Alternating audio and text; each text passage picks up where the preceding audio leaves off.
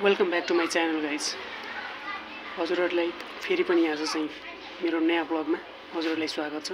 हजुरहरू सन्चै हुनुहुन्छ होला भनेर म आश गर्दैछु। म पनि सन्चै छु। अनि आजको चाहिँ ब्लग चाहिँ के छ भने म चाहिँ अस्ति चाहिँ कन्सल्टेन्सीमा गएको थिएँ। अनि त्यो कन्सल्टेन्सीमा चाहिँ अब यदि चाहिँ तपाईहरुको चाहिँ धेरै ग्याप छ भने 2 सालको 3 सालको अनि त्यसभित्र चाहिँ त्यो ग्यापमा चाहिँ तपाईहरु यदि काम गर्नु भएको छ भने अनि त्यसमा चाहिँ के छ भने तपाई काम गरेको चाहिँ उसमा चाहिँ युनिभर्सिटीहरुमा के माग्दो रहेछ भनेर त्यसको बारेमा चाहिँ म आज जानकारी दिन्छु। अनि त्यही भएर चाहिँ हजुरहरुलाई ध्यानपूर्वक यसो सुनिदिनु होला।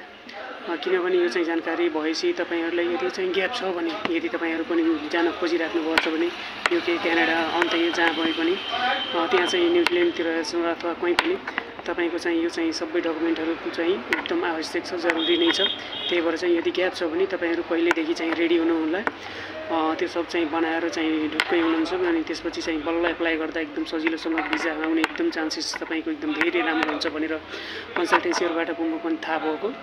अनि त्यही भएर चाहिँ एउटा सरले चाहिँ मलाई यस्तो छ यो कुरा हो, यस्तो चीज चाहिँ तपाईले चाहिन्छ भने एकदम सजिलोसँग भिजा आउने एकदम प्रोसेस एकदम राम्रो हुन्छ भनेर भन्नुभएको थियो उहाँले।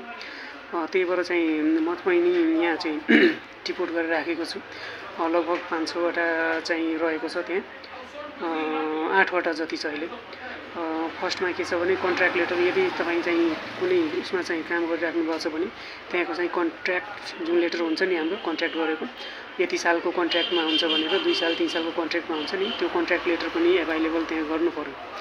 अनि त्यसपछि सेकेन्डमा के छ भने इम्प्लोइमेन्ट अफर, तपाईको चाहिँ इम्प्लोइमेन्ट अफर पनि लेटर चाहिँ त्यहाँ एकदम जरुरी छ, त्यहाँ त्यो पनि चाहिन्छ। उनीहरूले त्यो पनि मागिरहेछन् आजकल। अनि त्यसपछि थर्डमा के छ भने वर्क भेरिफिकेसन लेटर भन्ने पनि आउँछ। त्यो चाहिँ जहाँ संस्थामा जुन संस्थामा तपाईले कार्यरत हुनुहुन्छ त्यहाँबाट चाहिँ झिक्न पाइन्छ, उनीहरूले बनाइदिहाल्छन्। अनि त्यसपछि चाहिँ फोर्थमा के छ भने तपाई यदि के रे जुन चाहिँ सेक्टरमा तपाई काम गरिराख्नु भएको छ नि त्यो सेक्टरको चाहिँ तपाईको यदि पासपोर्ट आइडी कार्ड छ, आइडी कार्ड या चाहिँ भिजिटिङ कार्ड दुईटा मध्ये एउटा भए पनि हुन्छ।